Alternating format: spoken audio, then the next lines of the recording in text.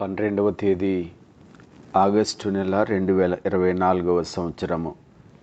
ఈ ఉదయకాల ధ్యానము కొరకై పరిశుద్ధ గ్రంథములో నుండి అపోస్తలుల కార్యముల గ్రంథము 10వ అధ్యాయము మొదటి వచనాన్ని చదువుకుందాము. ఇటలీ పటాలమనబడిన పటాలములో శతాధిపతి అయిన కొర్నేలి అను భక్తిపరుడొకడు కైసరయలో ఉండెను. దేవునికి స్తోత్రములు చెల్లిస్తూ ఉన్నాను. ప్రభునందు ప్రియమైన దేవుని బిడ్డలారా, యేసుక్రీస్తు వారి ఉన్నతమైన నామములో మీకు శుభములు. ప్రభు మిమ్ములను మీ కుటుంబములను ఆశీర్వదించునుగాక. ఆమేన్. సాక్షి సమూహములో ఒక భక్తిపరుడైనటువంటి వ్యక్తిని గురించి ఈ ఉదయకాలము మనము ధ్యానించబోతూ ఉన్నాము. గొప్ప సాక్షి సమూహము మేఘము వలె మనను ఆవరించి ఉన్నది అని భక్తుడైనటువంటి పౌలు గారి ద్వారా మనం వింటూ వస్తున్నాము. కనుక కొంతమంది జీవితాలు మనకెంతో ప్రోత్సాహాన్ని, మాదిరిని దేవుడు చూపించడానికి పొందుపరిచారు అనే విషయాన్ని మనం జ్ఞాపకం చేసుకోవాలి. శతాధిపతి అనగా 100 మంది సైనికులకు అధికారి, రోమా సైన్యాధిపతి, ఇటాలియన్ రెజిమెంట్లో కమాండర్గా ఉన్నటువంటి ఒక వ్యక్తి, కైసరేలో ఉన్నటువంటి కొర్నేలి, ఆయన గురించినటువంటి మాటలు మనము ఈ 10వ అధ్యాయంలో చదువుతూ ఉంటాము. 10వ అధ్యాయం 22వ వచనం ప్రకారంగా అతడు నీతిమంతుడని, దేవునికి భయపడువాడని, యూదా జనులందరి వలన మంచి పేరు పొందినవాడని వాక్యములో తెలియచేయబడింది. అనగా తను అన్యుడైనప్పటికీ కూడా యూదుల మధ్యన తాను డ్యూటీ చేస్తున్నప్పుడు వారి మధ్యన అతనికున్న సాక్ష్యము చాలా గొప్పదిగా కనిపిస్తూ ఉంది. దేవుడు అతని భక్తి జీవితానికి ప్రతిస్పందించినట్లుగా కూడా ఈ అధ్యాయంలోని మాటలు మనకు తెలియచేస్తూ ఉన్నాయి. ఈ కొర్నేలి జీవితంలో నుంచి పరిశుద్ధాత్మ ద్వారా వ్రాయబడినటువంటి మాటలలో ఒక 3 ఆలోచనలను ప్రియులరా మనము ధ్యానించబోతూ ఉన్నాము. అందులో ఒకటి పరిశుద్ధ గ్రంథంలో చదువుతున్నాము. అతడు భక్తిపరుడు అనే మాట కనిపిస్తూ ఉంది. అతడు తన ఇంటి వారందరితో కూడా దేవుని యందు భయభక్తులు కలిగిన వాడై ఉన్నాడు అని చదువుతూ ఉన్నాము.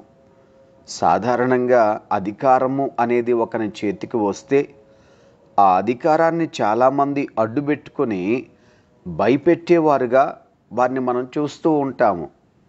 ఇతరులను బెదిరించే వారినిగా చూస్తూ ఉంటాము. ఇతరుల మీద పెత్తనం చెలాయించేటువంటి స్వభావాన్ని కలిగిన వారుగా చూస్తూ ఉంటాము. చాలామందిని మనం గమనించగలము. ఆ రీతిగా పరిశుద్ధ గ్రంథంలో దానియేలు ప్రవచన గ్రంథములో షద్రకు, మేషకు, అబేద్నెగో అనబడేటువంటి వారు రాజు నిలవబెట్టిన ప్రతిమకు వారు నమస్కరించినప్పుడు ఆ రాజు చెప్తాడు వారిని భయపెడుతూ, నా చేతిలో నుండి మిమ్మల్ని విడిపింపగల దేవుడు ఎక్కడున్నాడు అని చాలా గర్వపు మాటలు మాట్లాడాడు.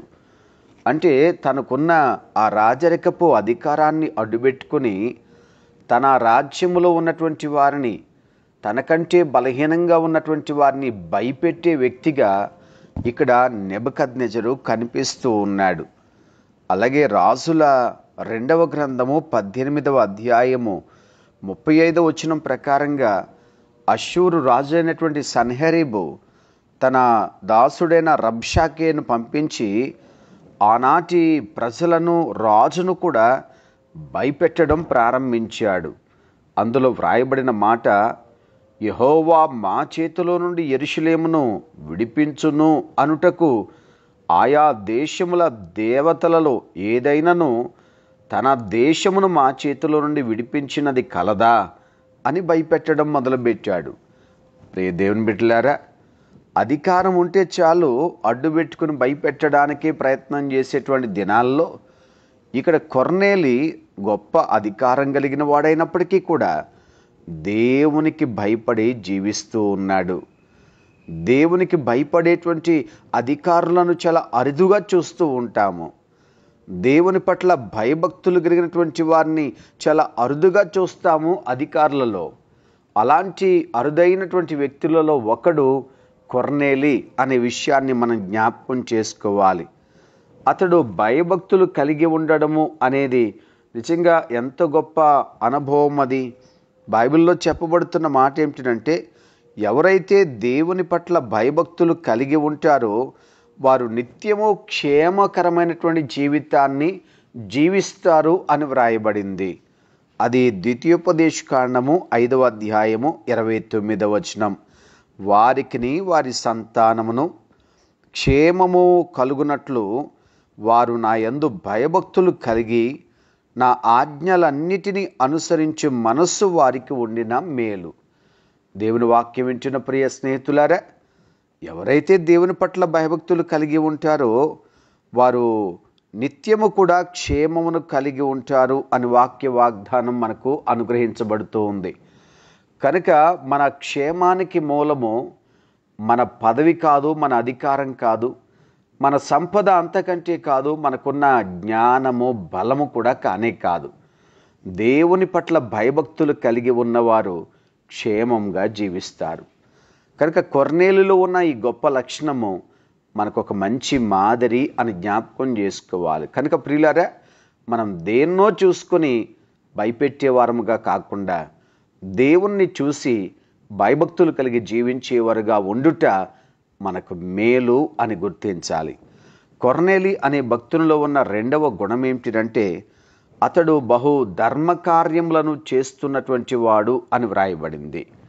అంటే మంచి దాతృత్వపు గుణము కలిగినటువంటి వాడు.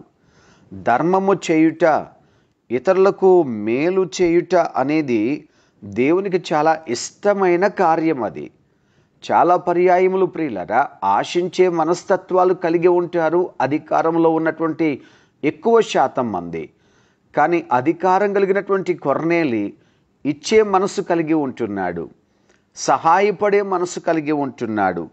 హెబ్రీయులకు రాసిన పత్రిక 13వ అధ్యాయం 16వ వచనం ప్రకారంగా, ఉపకారమును ధర్మమును చేయ మరిచిపోకుడి, అట్టి యాగములు దేవునికి ఇష్టమైనవి అని చదువుతూ ఉన్నాము.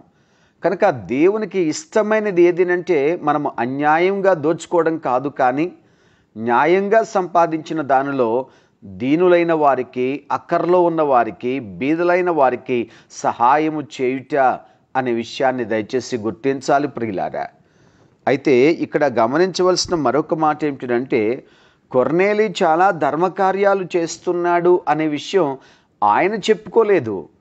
ఆయన నేను వీరికి ఎంత చేశాను, వారికి అంత చేశాను, చాలామందికి నేను మేలు చేస్తున్నాను అని చెప్పుకోలేదు. ఈనాడు చాలామంది చిన్నది చేస్తే పెద్దగా చెప్పుకుంటూ ఉన్నారు.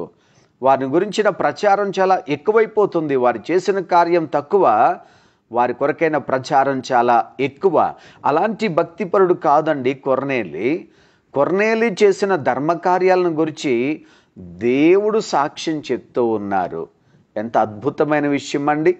అవును ప్రియులారా, మనము చేస్తున్నప్పుడు ఎలా ఉండాలో, మనం ఇతరులకు ధర్మం చేస్తే ఆ ధర్మం చేసినటువంటి వారు ఎలా ఉండాలో యేసుక్రీస్తు ప్రభువారు పరిశుద్ధ గ్రంథంలో తెలియచేశారు.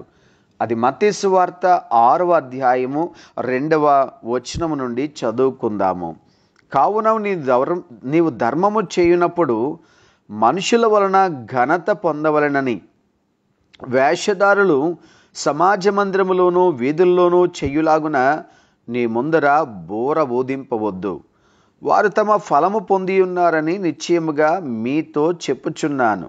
నీవైతే ధర్మము చేయనప్పుడు నీ ధర్మము రహస్యముగా ఉండు నిమిత్తము నీ కుడి చెయ్యి చేయునది నీ ఎడమ చేతికి తెలియక ఉండవలెను.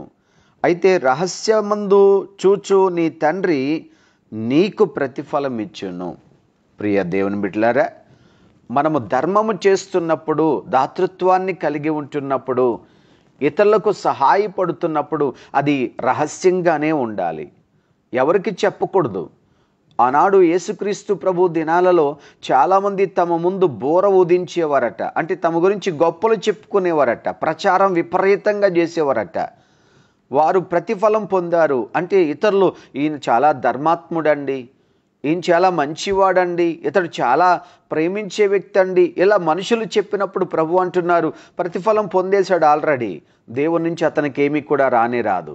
కానీ నీవెలా ఉండాలని ప్రభు చెప్తున్నారు అంటే, నీ కుడి చేతితో చేసిన ధర్మం ఎడమ చేతికి తెలియకూడదు. అంటే దాన్ని అప్పుడే మర్చిపోవాలి, దాన్ని ఎవరికి కూడా ప్రచారం చేయకూడదు. అప్పుడు రహస్యమందు చూస్తున్న నీ తండ్రి నీకు ప్రతిఫలం ఇస్తారు. కొర్నేలు జీవితంలో ఈ మాటలు చాలా స్పష్టంగా కనిపిస్తూ ఉన్నాయి. అతడు ఒక అన్యుడు, రోమీయుడు, కానీ తాను చేసింది ఎవరికి చెప్పలేదు. కానీ తాను చేసింది దేవుడు తనకే చెప్తా ఉన్నాడు. నువ్వు చాలా ధర్మకార్యాలు చేస్తూ ఉన్నావు. దేవుని బిడ్డలారా, దేవుని ప్రేమను ఎల్లప్పుడూ కలిగి ఉండాలి. ఇతరులకు ఇచ్చే గుణం కలిగిన వారు ఎప్పుడూ సంతోషంగా ఉంటారు అనేది చాలామంది పెద్దలు చెప్తూ ఉంటారు. ఆశించే వారికి నెమ్మది ఉండదు, కానీ ఇచ్చేవారికి ఎప్పుడూ నెమ్మది ఉంటుంది. కనుక కొర్నేలి భయభక్తులు కలిగిన వాడు, కొర్నేలి ధర్మగుణం కలిగినటువంటి వాడు. ఇంకా వ్రాయబడుతుంది, అతడు ఎల్లప్పుడూ దేవునికి ప్రార్థన చేసేవాడు. అంటే నిత్యము ప్రార్థించే ప్రార్థనాపరుడు కొర్నేలి. ఎన్ని మంచి లక్షణాలు ప్రియులారా! చాలాసార్లు ఒక గొప్ప అధికారి తాను ఏమాత్రము కూడా ఖాళీ లేని పరిస్థితుల్లో ఉంటాడు. మరి ఎప్పుడూ ప్రార్థన చేసే అవకాశం ఎక్కడుంటుంది? సాధారణంగా ప్రార్థన అనేదే చేయరు చాలామంది. వారికి ఉన్న అధికారాన్ని బట్టి, వారికి ఉన్న స్థాయిని బట్టి దేవునికి దూరంగా ఉంటారు, దేవాలయానికి దూరంగా ఉంటారు. ప్రార్థన అనేది వారి జీవితంలో చాలా అరుదైపోతూ ఉంటుంది. అలాంటిది ఈ గొప్ప అధికారముతో ఉన్నటువంటి కొర్నేలి నిత్యము ప్రార్థన చేస్తూ ఉన్నాడట. సహోదరుడా, ప్రియ సహోదరి, అన్యుడైన అధికారి, 100 మంది సైనికులను మెయింటైన్ చేసే అధికారి నిత్యము ప్రార్థన చేయగలిగితే సామాన్యమైనటువంటి వారమండి, చాలా అల్పమైనటువంటి వారమండి. మరి మనమెంత ప్రార్థన చేయాలి? ప్రార్థనకు మనమెంత మక్కువ చూపించాలి? ఆలోచన చేస్తున్నారా? దానియేలు జీవితాన్ని గనక చూస్తే, దానియేలు భక్తుని యొక్క మోకాళ్ళ ప్రార్థనా జీవితం మనం చూస్తాము. దానియేలు గ్రంథం 6వ అధ్యాయములో ఆ దేశంలో 120 మంది అధిపతులను రాజు నియమించాడట. ఆ 120 మంది పైన 3 ప్రధానులను నియమించాడట. ఆ 3 ప్రధానుల్లోనూ కూడా ముఖ్యుడు ఎవరు అంటే దానియేలు. మరి ఇంత గొప్ప స్థాయిలో ఉన్నటువంటి, అధికారములో ఉన్నటువంటి దానియేలు క్రమం తప్పకుండా ప్రతి దినము 3 పర్యాయములు మోకాళ్ళ మీద ఉండి ప్రార్థన చేసే అలవాటు కలిగి ఉన్నాడు అనంటే మనకు అదొక హెచ్చరికగా కనిపించట్లేదా? ప్రార్థనను నిర్లక్ష్యం చేస్తున్నామా? వ్యక్తిగతంగా దేవునితో సమయాన్ని గడపలేకపోతున్నామా అండి?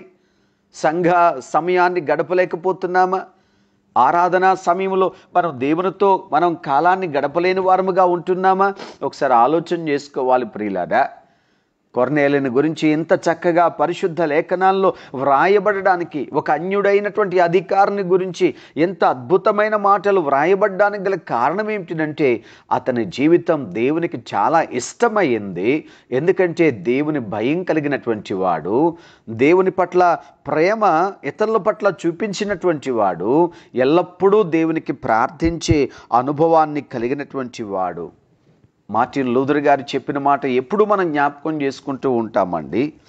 Because you have a lot of things to do, you must pray more time అని. అనగా నీకు అనేకమైన పనులు ఉన్నప్పుడు నీవు ఎక్కువగా ప్రార్థన చేయాలి అనేది మార్టిన్ లూథర్ గారి యొక్క ఒక ప్రత్యేకమైనటువంటి ఆలోచన. నిజమే కదండి. ఎక్కువ పనులున్నప్పుడు మనము ఎక్కువగా కష్టపడాలి కాదు, ఎక్కువగా ప్రార్థన చేయాలి. ఎందుకంటే దేవుని సహాయం ఎక్కువ కావాలి, మనకి ఎక్కువ కావాలి. 100 మంది మీద అధికారం కలిగినటువంటి వ్యక్తి, 100 మంది సైనికులను నడిపించవలసిన వ్యక్తి మరి ఎంత ప్రార్థన చేయాలి? ఒక రాజ్యంలోనే రాజు తర్వాత ముఖ్యమైనటువంటి వ్యక్తి తన బాధ్యతలన్నీ నిర్వర్తించడానికి ఎంత ప్రార్థన చేయాలి? మరి స్నేహితుడా, ప్రియ సహోదరి, నీవు నేను కూడా మన పరిస్థితుల్లో మనం ఎంత ప్రార్థిస్తున్నాము, వాస్తవానికి మనం ఎంత సమయం ప్రార్థన చేయాలి? ఆలోచన చేసుకుందామండి. దేవుడు మన జీవితాన్ని ఎలా ఉండాలని కోరుకుంటున్నాడు. కొంతమంది భక్తుల జీవితంలో ఉన్నటువంటి పరిస్థితుల ద్వారా మనతో మాట్లాడుతున్నప్పుడు మనం కూడా వాటిని అలవర్చుకోవడానికి ప్రయత్నం చేయాలి. కొర్నేలి జీవితంలో ఉన్న ఈ అనుభవాలు మన జీవితంలో కూడా ఉన్నాయా లేదా చూసుకుందాం. ఒకవేళ లేకపోతే గనక ప్రభువుని అడుగుదాం, దేవా ఆ భయభక్తులతో కూడిన జీవితం నాకు ఇవ్వండి, అలాగే ప్రేమ కలిగిన జీవితం నాకు ఇవ్వండి, ప్రార్థనా జీవితం నాకు ఇవ్వండి అని అడుగుదాం. అడుగు వారికి కాదనకుండా అనుగ్రహించే దేవుడు మనం ఆరాధిస్తున్న ప్రభు అయిన యేసుక్రీస్తు వారు. కనుక దేవుని కృప మనను ఇలాంటి అనుభవాలతో నింపునుగాక. ఆమేన్. పరిశుద్ధుడైన మా ప్రియ తండ్రి దేవా, మీకు వందనాలు చెల్లిస్తున్నాము. ఈ సమయమందు మా ప్రభు ప్రత్యేకంగా మీ వాక్యము ద్వారా మాతో మాట్లాడుతూ వచ్చారు. భక్తుడైన కొర్నేలి జీవితంలో మీరు అనుగ్రహించినటువంటి శ్రేష్టమైన లక్షణాలు ప్రభువా, అవి మీకు ఎంత ఇష్టంగా మార్చబడ్డాయో మా జీవితంలో కూడా నాయన పరిశుద్ధమైనటువంటి లక్షణాలు మాకు అనుగ్రహించండి. దైవికమైనటువంటి గుణగణాలతో మమ్మల్ని నింపండి మా ప్రభువా. భక్తులైన వారి జీవితాలు మేము ధ్యానం చేస్తున్నప్పుడు ఆ మాదిరిగా మా ప్రభు మా జీవితాలు కూడా ఉండునట్లుగా చూచుకుంటకును మేము కూడా మిమ్మల్ని వేడుకున్నటకును సహాయం చేయండి. మీ మాటలు విన్న వారందరినీ దీవించమని ప్రార్థన చేస్తున్నాను తండ్రి. వారి వారి అక్కర్లు తీర్చండి నాయన. ఆధ్యాత్మికంగా బలపరిచి నడిపించండి. మీరు అక్కడి కొరకు సిద్ధపరచండి తండ్రి. అలాగే మీ సేవ చేస్తున్న సేవకులను దర్శించండి ప్రభువా. వారిని వారి కుటుంబాలను దీవించుము నాయన. వారి పరిచర్యలో ప్రభువా మీ ఆత్మ సహాయం అనుగ్రహించి బలంగా వాడుకొని మహిమ పొందమని యేసుక్రీస్తు వారి నామమును వేడుకుంటున్నాము తండ్రి. ఆమెన్. త్రియేక దేవుని సన్నిధి ఇప్పుడు ఎల్లప్పుడూ సదాకాలము మీకు తోడై ఉండునుగాక. ఆమెన్.